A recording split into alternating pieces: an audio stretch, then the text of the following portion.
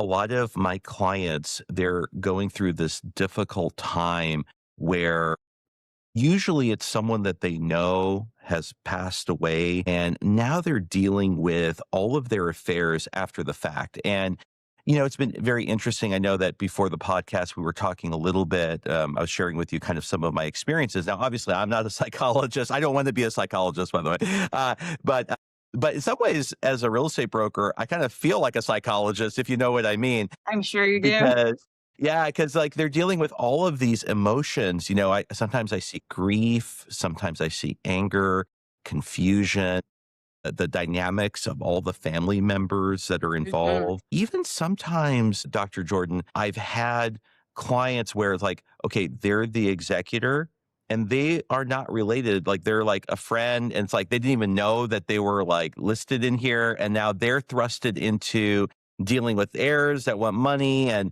this house. And they're like, oh my God, like, how did this happen? Like, I didn't ask for this. Dr. Jordan, I want to ask you a question. What is a piece of advice or what can you tell people going through this situation? Like, I think they feel like they're losing their mind. They're frustrated. What do you do in this kind of situation? Well, yeah, I think this is such a complex situation, right? Because you've got different layers. You've got the loss of a relationship, the person who's passed, and that is its own legitimate process going through grief and loss. But layered on top of that, and this is the piece that you're seeing, are all of the logistics of how do you wrap up someone's life and their affairs. Meanwhile, your life is still going on. Uh-huh. So you've picked up a part-time, maybe even a full-time job on top of just living your life, trying to wrap up this other person's affairs. And so that increases stress. And then you mentioned money, and that is definitely a trigger for a lot of people. There's sort of a saying that it brings out the worst in everybody, right? And then there's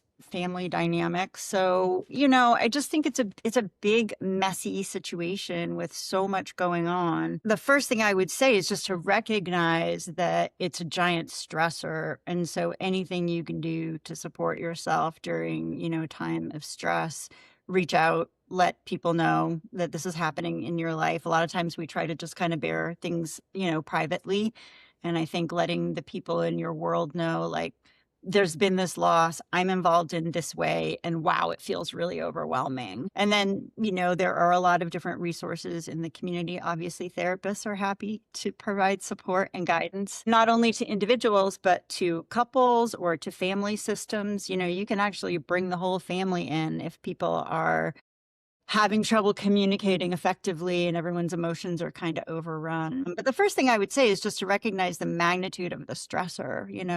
We have a stress inventory in psychology. It's got like 100 things on it, rank ordered. And the number one at the very top is the death of a child or a partner. Wow. That's way up there. It's number one. Wow. And so, yeah, death and loss are some of the biggest things we're ever going to go through. And again, that's just on the loss side of the equation. It doesn't count for all of the additional factors that you see play out with, all of the logistical things that have to happen.